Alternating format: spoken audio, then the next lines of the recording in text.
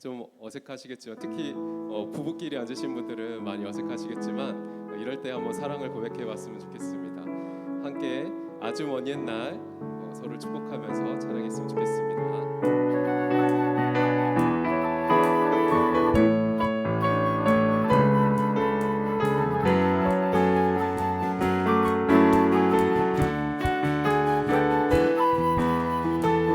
아주 먼 옛날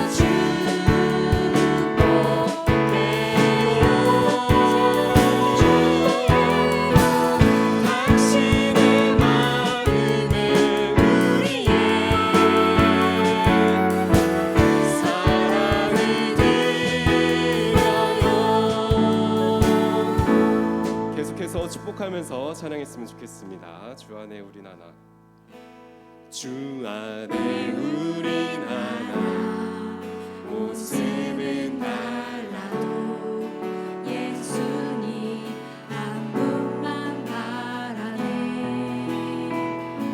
사랑과 선행으로 서로를 격려해 따스한 으로 보듬어가리.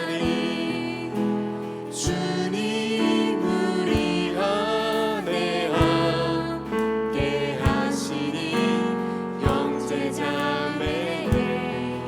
기쁨과 슬픔 느끼네. 내 안에 있는 주님 모습 보네. 그분 기뻐하시네.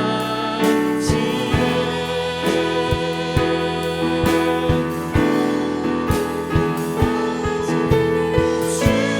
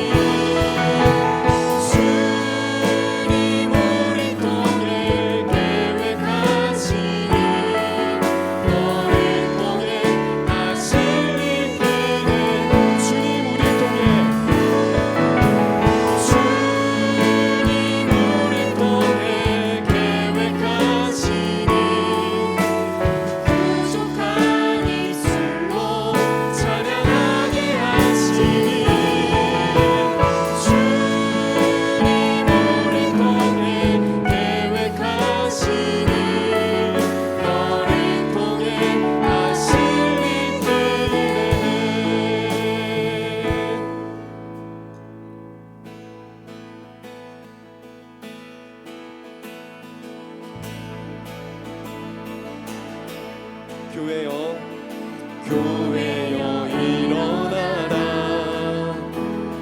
주께서 부르시니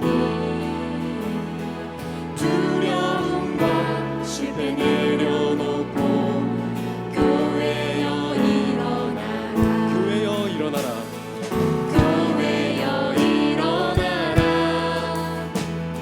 주께서 보내시니 우리 부르신 삶의 자리에서 교회여 일어나라 우리 세상의 빛 어둠을 밝히는 하나님의 편지 주를 나타내는 우리 교회 통해 세상이 주를 보리라 일어나라 아버지 사랑으로 아버지 능력으로 서로 하나 되어 우리 주를 비추라 노래하라 아버지의 사랑을 아버지의 크심을 이 삶의 노래로 주님을 나타내라 일어나라 교회여 일어나라 교회여 일어나라 주께서 보내신 주께서 보내시니 우리 부르신 삶의 자리에서 교회여 우리 일어나라 세상의 빛 우리 세상의 빛 어둠을 밝히는 하나님의 편지 주를 나타내는 주의 교회 통해 세상이 주를 보리라 일어나라 아버지 사랑으로 아버지 능력으로 서로 하나 되어 그 빛을 비추라 노래하라 아버지의 사랑을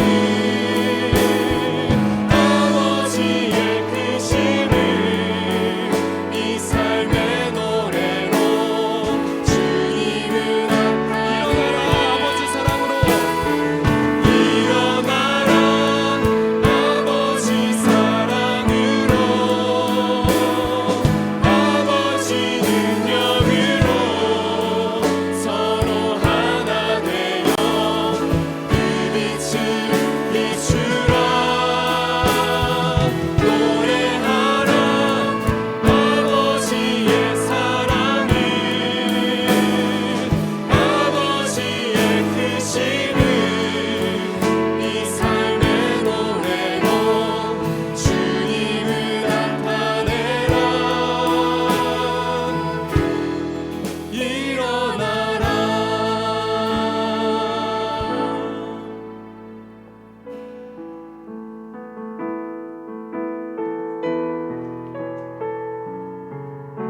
기도하는 마음으로 찬양했으면 좋겠습니다.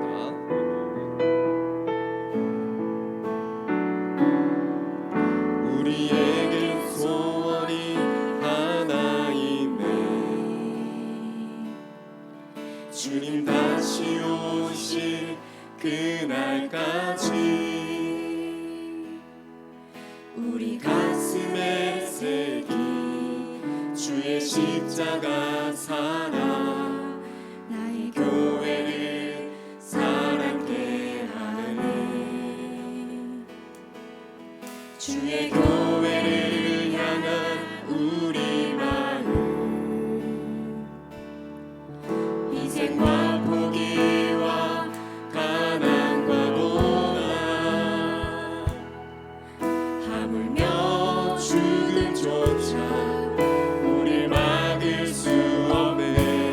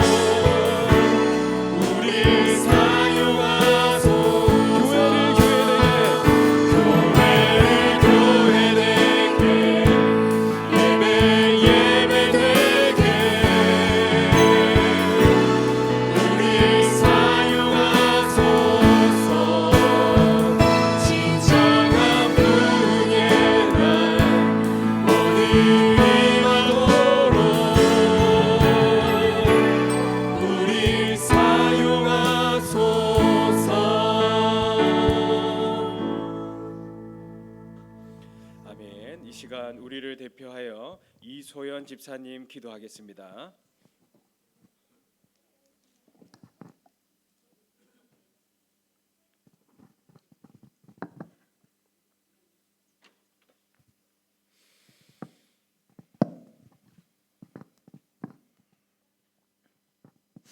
사랑이 많으신 하나님 아버지, 새벽부터 시간 은혜의 말씀을 주셔서 감사드립니다. 우리 광명교회를 사랑하셔서 오늘 여기까지 인도해 주시고 전원교회의 삶을 누리게 하시니 감사를 드립니다. 아멘. 37년 동안 광명교회를 사랑하시며 성도님들께 영혼의 생명 양식을 먹이시며 보살펴 주신 김현주 목사님을 강건함으로 지금까지 지켜주시고 인도해 주신 은혜에 감사드립니다. 아멘. 그리고 시간의 흐름에 따라 은혜 가운데 은퇴하게 하심도 감사를 드립니다. 아멘. 은퇴 후 새로운 삶인 사모님과 함께 더 많이 행복하시길 기도드립니다. 또 감사함은 하나님께서 우리 교회를 사랑하셔서 하나님께서 예비하신 허인걸 목사님을 우리 광명교회 담임 목사님으로 보내주시고 말씀의 은혜 주심도 감사드리며 아멘. 허인걸 목사님과 모든 성도님들이 하나가 되어 서로 사랑하며 기도하며 하나님 뜻을 이루어 나가는 우리 광명교회가 될 수 있도록 인도해 주세요. 아멘. 그리고 이제 12월 21일 김현주 목사님 은퇴식, 유은반 장로님 은퇴식, 허인걸 목사님 취임식이 남아 있습니다. 기도로 준비하고 있으니 하나님께서 은혜를 더하여 주세요. 아멘. 이 모든 것을 주님께 맡기며 예수님의 이름으로 기도드립니다. 아멘.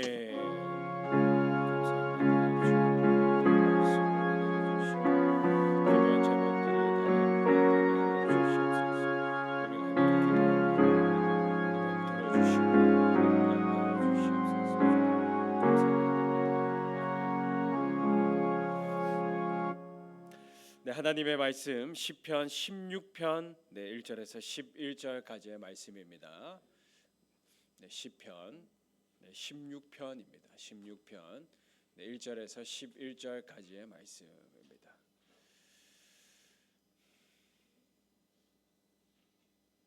네, 1절에서 11절 저와 여러분 사이좋게 교독하며 마지막 절은 합독하도록 하겠습니다. 1절 말씀 제가 먼저 읽도록 하겠습니다. 하나님이여 나를 지켜주소서. 내가 주께 피하나이다.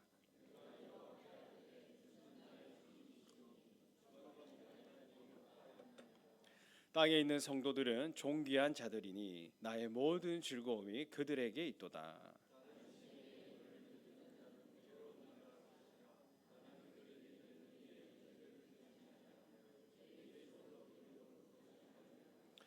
여호와는 나의 산업과 나의 자녀 소득이시니 나의 분깃을 지키시나이다.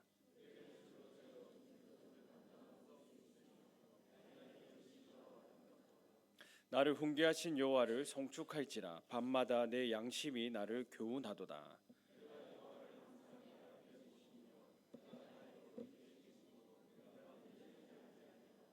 이러므로 나의 마음이 기쁘고 나의 영도 즐거워하며 내 육체도 안전히 살리니 주께서 내 영혼을 수월해 버리지 아니하시며 주의 거룩한 자를 멸망시키지 않을 것입니다. 함께 읽겠습니다. 주께서 생명의 길을 내게 보이시리니 주의 앞에는 충만한 기쁨이 있고 주의 오른쪽에는 영원한 즐거움이 있나이다. 아멘. 아멘. 오늘 우리가 함께 읽은 이 시편 16편, 이 16편 표제는 다윗의 믹담입니다. 이 시편에서 이 다윗의 믹담이라는 표제를 가진 시편이 총 6편 나오는데 이 믹담은 히브리어 믹탐을 음력한 것입니다. 그런데 이 믹담의 의미가 조금 불분명합니다. 그래서 학자들마다 좀 다른 의미를 가지고 있는데 어떤 학자는 이 믹담이 색이다라는 단어에서 왔다고 해서 이 시가 이제 돌에 새겨진 시편일 것이다라고 말합니다.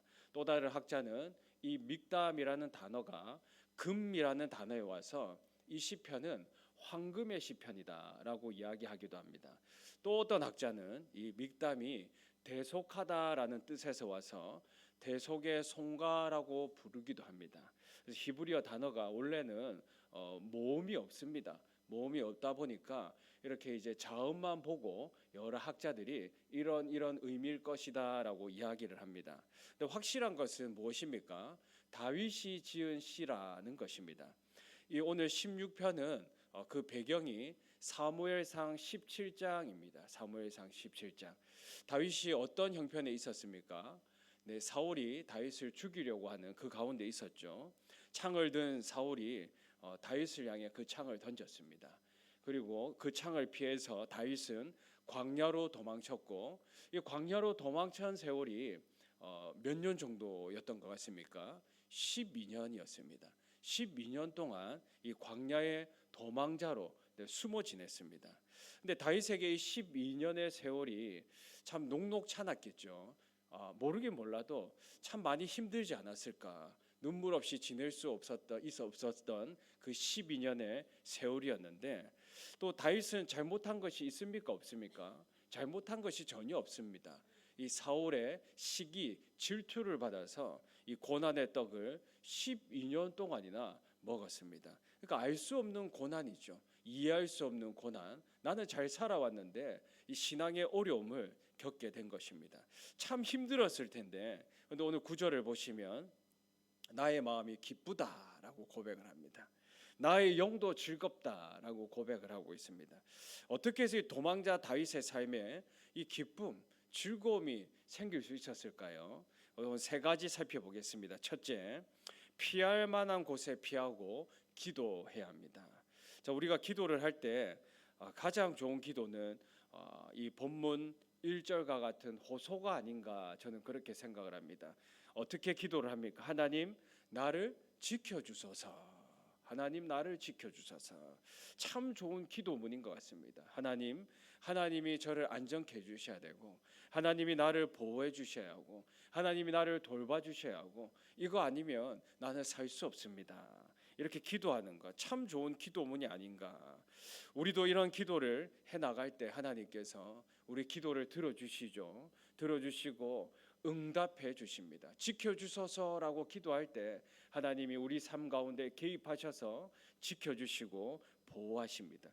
그런데 여러분, 이런 은혜를 누릴 수 있는 한 가지 조건이 있는 것 같습니다. 오늘 1절 하반절 보시면 내가 주께 피하나이다 라고 되어 있습니다. 이 피하다, 개역 개정에는 지금 현재형을 사용하고 있는데 원문을 보면 과거형입니다. 따라서 내가 주께 피했습니다 라고 이제 읽어야 합니다. 그러므로 이 1절의 정확한 번역은 내가 주께 피했습니다.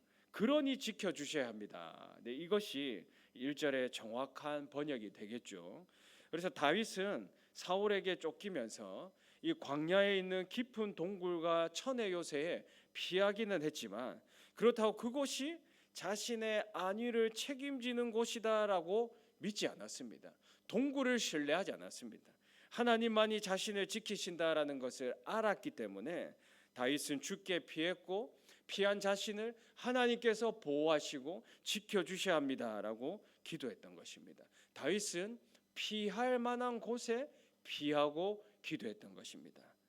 사랑하는 성도 여러분, 우리 삶에도 사울과 같은 존재가 따라붙어 올 때가 있지 않습니까? 나를 시기하고 미워하는 존재들이 있을 수 있습니다. 이해하지 못하는 고난 속에 있을 때도 있죠. 누군가 창을 던지는 그런 아픔 속에 우리가 경험 속에 있을 때가 있습니다. 그럴 때 다윗처럼 하나님께 피해야 합니다. 하나님께로 피할 때 우리가 확실히 피하는 것입니다. 그리고 뭐라고 기도해야 됩니까? 지켜주소서라고 기도하는 것입니다. 다른 데 피하고 나서, 다른 거 의지하고 나서 하나님 지켜주소서 하고 하는 그 기도는 아무런 효력이 없습니다. 하나님께 피하고 피할 만한 곳에 확실히 피하고 나서 하나님 지켜주소서라고 할 때 그 기도에 효력이 있는 거죠. 그런데도 사람들은 피해야 할 곳에 피하지 않는 것 같습니다. 어떨 때는 자기 경험에 피하기도 하죠. 또 사람에게도 피합니다. 또 벌어둔 재산에 피하고 재산이 안정케 한다라고 믿습니다.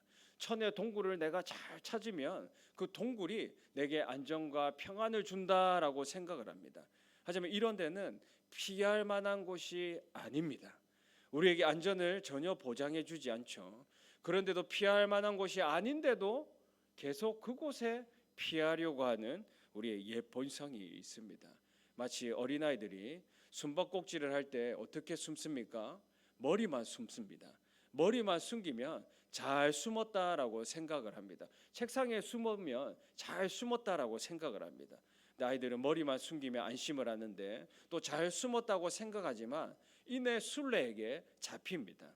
하나님을 알지 못하는 사람들도 이처럼 이렇게 피하고 숨습니다. 피할 만한 곳이 아닌데, 아무리 봐도 피할 만한 곳이 아닌데 그렇게 피하고 나서 이 모든 것들이 나를 지켜줄 거다라고 생각을 합니다. 물론 작은 고통은 해결될 수 있겠지만 이 지속적이고 오랜 고통에는 속수무책입니다. 비를 동반한 태풍이 불면 이 우산 하나로 해결할 수가 있습니까? 우산 하나로 해결되지 않습니다. 우산으로 괜찮겠지라고 생각하는 것은 어리석은 생각입니다. 태풍이 불면 비와 바람을 피할 안전한 장소로 들어가야 합니다. 피할 만한 곳이 분명히 있다라는 겁니다. 피할 만한 곳에 피해야 하고, 해일과 지진이 일어났는데 원래 있던 장소 그대로 있으면 그 해일과 지진이 우리를 피해가는 게 아닙니다. 인맥이나 돈으로 해결할 수 있는 문제도 아니죠. 피할 만한 곳에 피해야 합니다. 창세기 말씀을 보시면요, 창세기 4장의 말씀을 보시면 가인이 나옵니다. 가인이 누구를 죽이죠? 동생 아벨을 죽입니다. 동생 아벨을 죽이고 나서 가장 먼저 한 행동이 무엇인지 알고 계십니까? 우리 성도님들이라면 죄를 짓고 살인을 했으면 하나님 아래로 들어가지 않으시겠습니까? 근데 가인을 보시면요, 창세기 4장 17절 보시면 그가 임신하여 에녹을 낳은지라 가인이 성을 쌓고라고 말씀을 하고 있습니다. 가인은 성을 쌓으면 안전할 것이다라고 믿었던 거죠.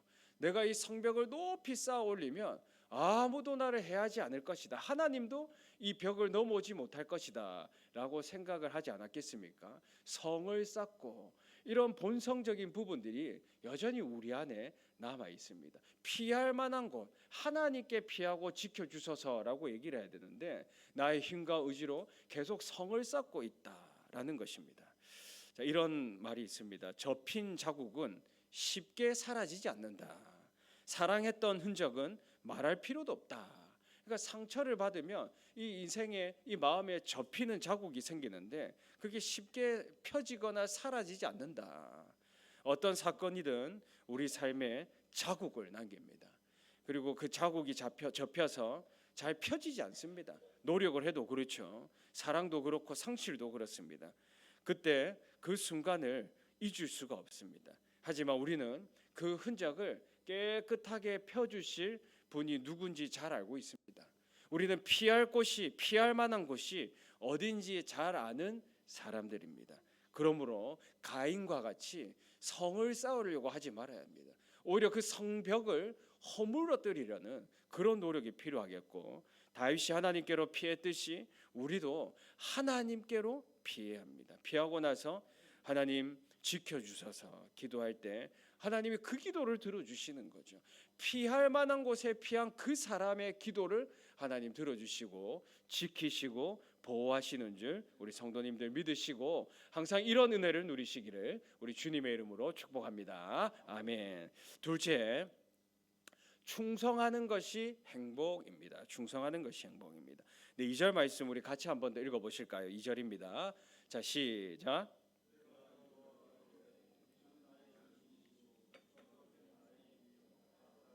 아멘. 자, 한 번 더 읽겠습니다. 시작. 내가 여호와께 아뢰되 주는 나의 주님이시오니 주밖에는 나의 복이 없다 하였나이다. 아멘. 아멘. 네, 다윗이 지금 하나님을 뭐라고 지금 고백을 하고 있고 부르고 있습니까? 나의 주님이라고 고백합니다. 나의 주인 되시는 분이라고 고백을 하고 있습니다.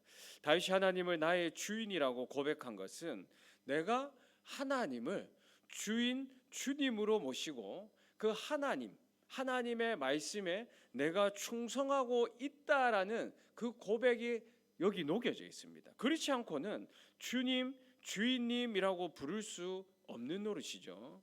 그리고 이어지는 고백이 주밖에는 나의 복이 없다 하였나이다라고 고백을 하고 있는데, 이 부분을 원문에 더 가깝게 번역을 하면 내 행복은 참으로 당신에게만 있습니다라고 번역을 할 수 있습니다. 다윗은 사울에게 쫓기는 순간에도 나는 행복합니다라고 고백하고 노래를 불렀습니다. 이렇게 고백할 수 있었던 것은 다윗의 주님께서 그 주인이 다윗을 인도하셨고 그 인도하심에 다윗은 충성했기 때문입니다. 하나님께서 가라고 하시면 가고 멈추라 하시면 멈추니까 그 종의 자세잖아요. 주인을 섬기는 하나님을 모시는 종의 자세입니다.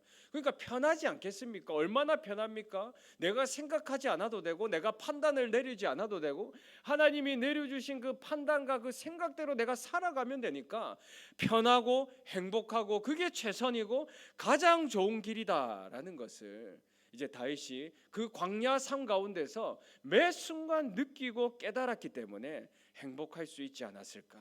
그래서 충성이 곧 행복인 것입니다. 이런 의미에서 광야 40년 세월을 보냈던 이스라엘 백성들도 분명 행복하지 않았을까 생각을 합니다. 여러 시험이 있었고 환란이 있었고 또 넘어지는 그런 삶 속에도 있었지만 행복하지 않았을까. 왜냐하면 그들 앞서가는 구름 기둥과 불 기둥이 있었기 때문입니다. 이스라엘 백성들은 적어도 이 기둥에는 충성했습니다. 하나님의 임재에 충성했고 구름 기둥이 가는 곳을 따라갔고 멈춘 그곳에 장막을 쳤습니다. 이곳보다 저곳이 더 좋습니다라고 이야기하지 않았습니다.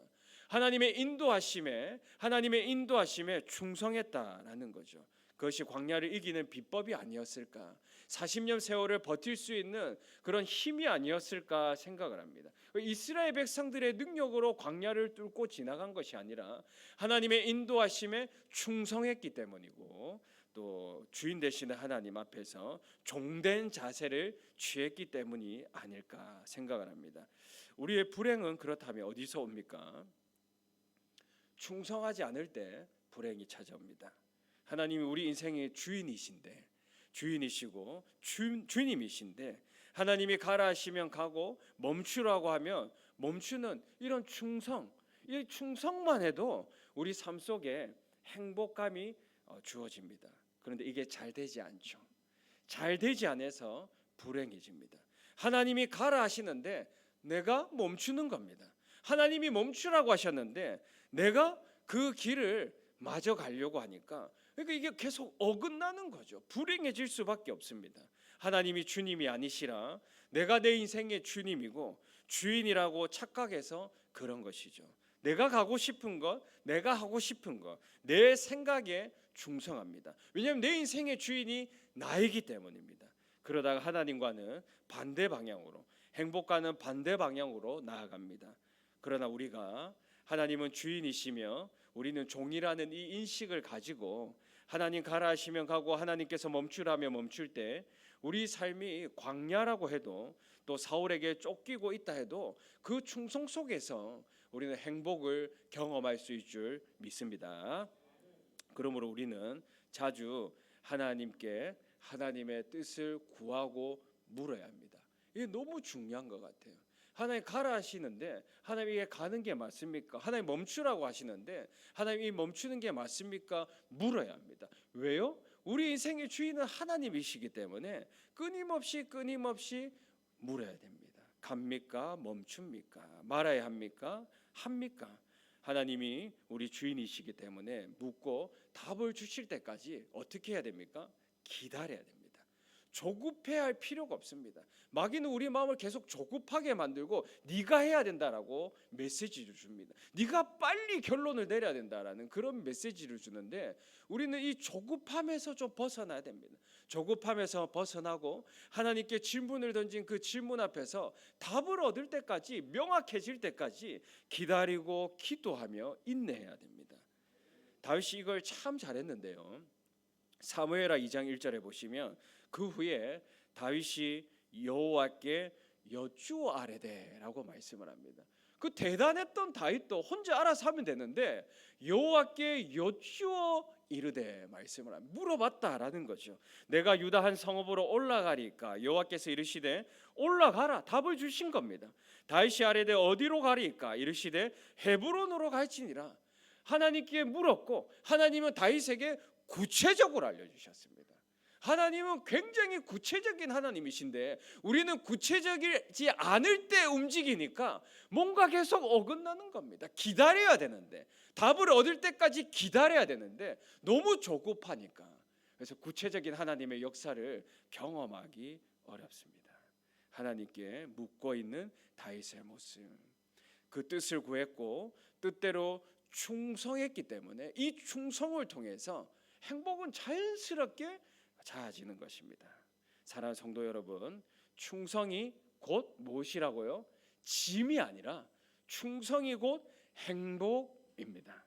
하나님이 우리 주인이시기 때문에 또 뜻을 구하시고 하나님께서 큐 사인 주실 때까지 기다리시고 큐 하시면 충성하심으로써 매일매일 행복하게 살아가시기를 우리 주님의 이름으로 축복합니다. 아멘. 셋째, 다짐이 실천이 됩니다. 다짐이 실천이 됩니다. 자, 4절 말씀 우리 같이 한번 더 읽어 보실까요? 네, 옆에 주무시는 분들 좀 깨어나라 달리다굼 한번 외쳐 주시고 네.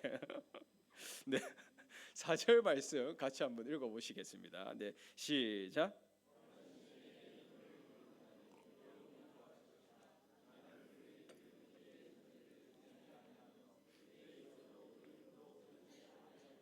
아멘. 아멘. 네, 이 4절은요 다윗의 다짐입니다. 다짐.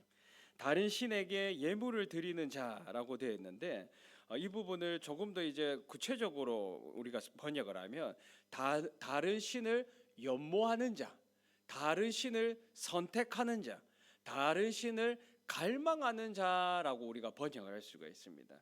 다른 신을 연모하고 선택하고 갈망하는 자들은 심지어 어떤 전제를 드렸다라고 되어 있습니까? 피의 전제까지 드렸다라고 되어 있습니다. 영혼까지 갈아서 이 모든 것들을 다른 신에게 바쳤다.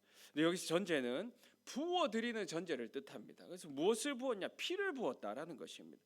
이 피에 특별한 힘이 있다라고 믿었고 자신들이 섬기는 신을 위해서 피를 쏟아붓는 의식을 치렀습니다. 동물의 피를 쏟아붓기도 했고 자녀를 죽여 그 피를 쏟아붓기도 했습니다. 근데 이런 모습을 보면 오늘날 현대인들의 모습과 너무 많이 닮아 있습니다. 피를 쏟아부으면서 살아갑니다. 무엇을 위해 살아가는가? 자기 자신을 위해서 살아가지요. 그런데 다윗이 이들을 보니까 오히려 괴로움은 더해지고 삶의 문제는 여전히 해결되지 않는 것을 깨달았습니다. 무당을 찾고 점을 치는 자들의 인생이 늘 공고해 보였습니다. 피를 쏟으면서도 그렇게 열심히 일하고 있는데 아무런 그런 의미 없이 행복감 없이 살아가고 있는 그 인생이 늘 공고해진다라는 것을 보았죠. 그래서 다윗은 뭐라고 다짐을 한 겁니까? 내 입술로 그 이름도 부르지 아니하리로다라고 다짐을 했습니다. 나는 그들이 드리는 피의 전제를 드리지 아니하며 다짐입니다. 다짐. 거룩한 다짐으로 이해를 하시면 될 것 같습니다. 다윗은 분명 날마다 아침마다 이런 다짐을 하지 않았을까? 하나님을 섬기지 않는 자들의 잘못된 헌신과 그들의 그 괴로움을 보면서 나는 그 이름을 부르지도 아니하겠다. 분명 매일 다짐했을 것입니다. 나는 거룩한 삶을 살겠노라. 구별된 삶을 지키겠노라. 이런 거룩한 다짐이 있었기 때문에 그 살해의 위협 속에서도 다윗은 죄짓지 않고 살 수 있었고 이 다짐이, 이 거룩한 다짐이 거룩한 삶으로 이어지지 않았을까 생각을 합니다. 자, 사진 하나 보실까요? 잘 안 보이는데 제 스마트폰 메모 어플에 있는 그 메모입니다. 저는 습관이 메모하는 습관이 있거든요. 스마트폰이나 이제 공책을 이렇게 사용을 하는데 이 스마트폰 메모 어플에 메모가 몇 개가 있냐면요, 2,747개가 있습니다. 그래서 카테고리가 이렇게 다 나눠져 있는데 이제 신방을 하면서 또 이제 지금 잘 안 보이네요. 뭐 글밥, 시밥, 설밥 이런 거 있는데 이제 제가 뭐 이렇게 일상생활하면서 이제 글을 쓸 수 있는 이런 소스들을 여기 이제 메모를 하고 또 밑에 보시면 뭐 어희, 경구, 기도 제목도 있고 그 밑에 뭐가 있습니까? 아, 말씀. 네, 말씀. 그 밑에가 뭐죠? 자, 일기입니까? 네, 일기 쓴 지 오래돼 가지고. 네. 그 밑에가 뭐죠? 네, 비밀. 네, 아주 제가 비밀스러운 거 여기다 이제 다 씁니다. 네. 네, 그 밑에가 이제 담임 목회 준비. 네, 이전부터 이제 제가 기도하고 있던 내용들을 이제 지금까지도 이렇게 메모를 남겨두고 있는데, 이렇게 제가 메모를 하면서 저는 매일 다짐을 합니다. 매일 다짐.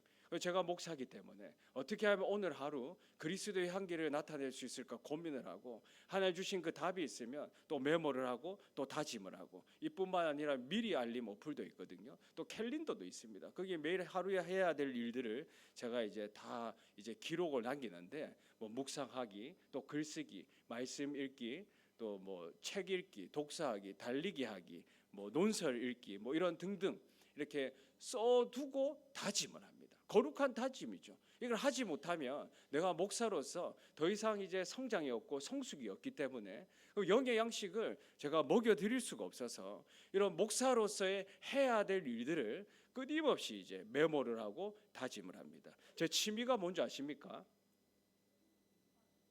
네? 취미가 뭔지 아시는 분들 계실 텐데, 1번은 독서하기입니다.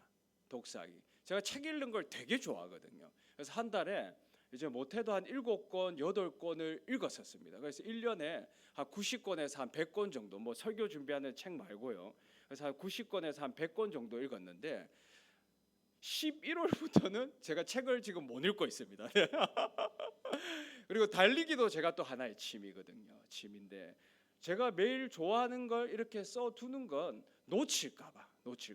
그래서 매일 쓰고 다짐을 하고 그렇게 실천을 하려고 합니다. 이 다짐이 제게는 최소한의 안전장치, 영적 안전장치인 것입니다.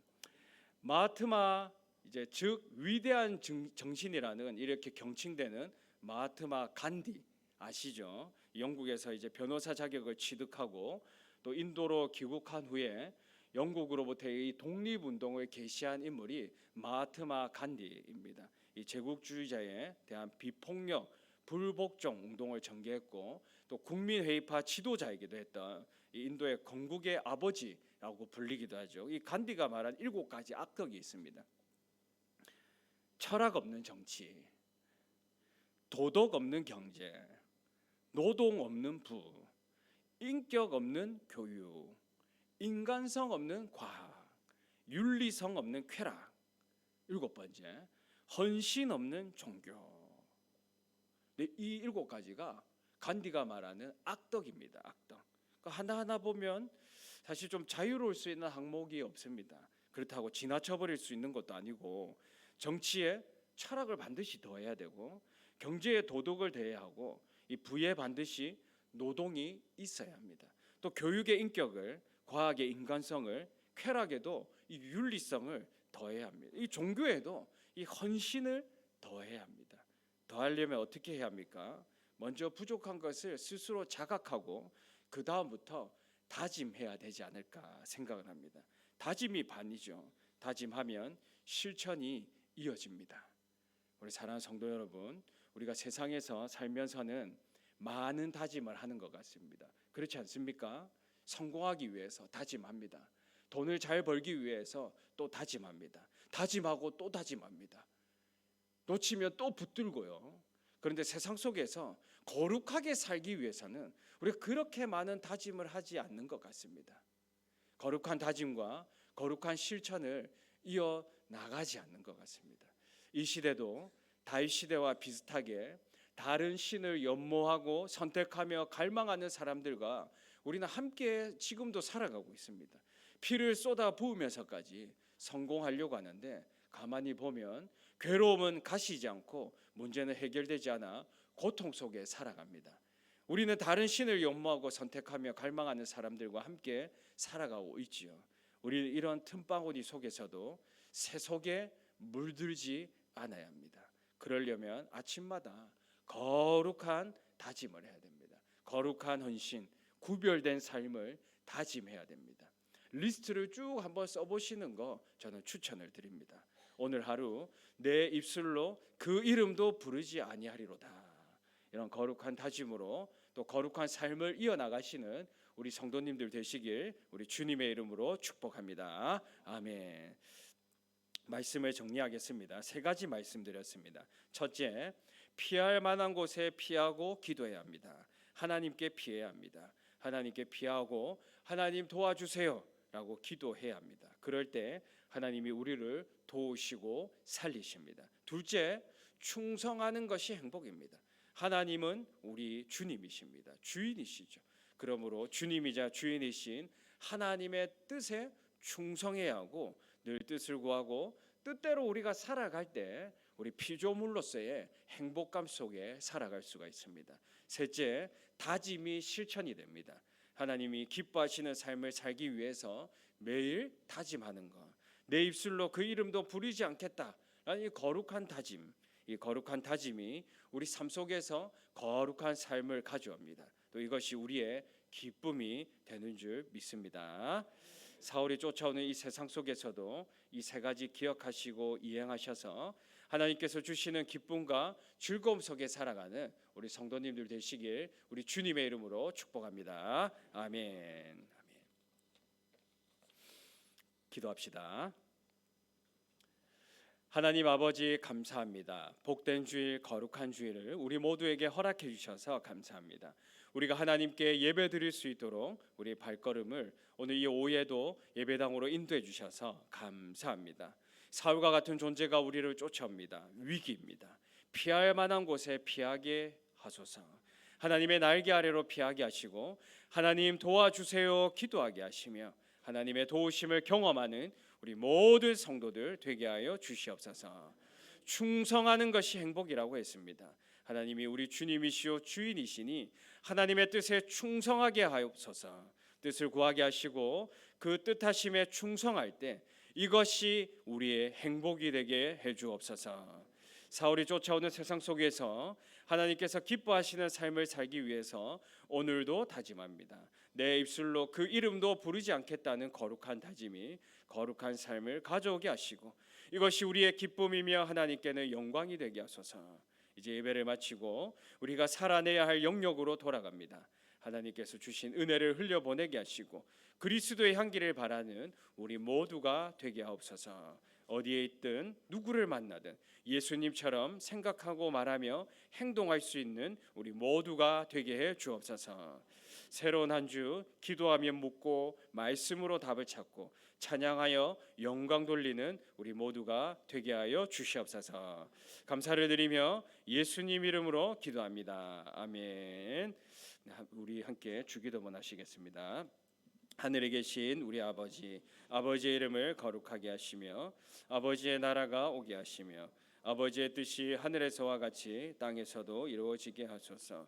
오늘 우리에게 일용할 양식을 주시고 우리가 우리에게 잘못한 사람을 용서하여 준 것 같이 우리 죄를 용서하여 주시고 우리를 시험에 빠지지 않게 하시고 악에서 구하소서. 나라와 권능과 영광이 영원히 아버지의 것입니다. 아멘.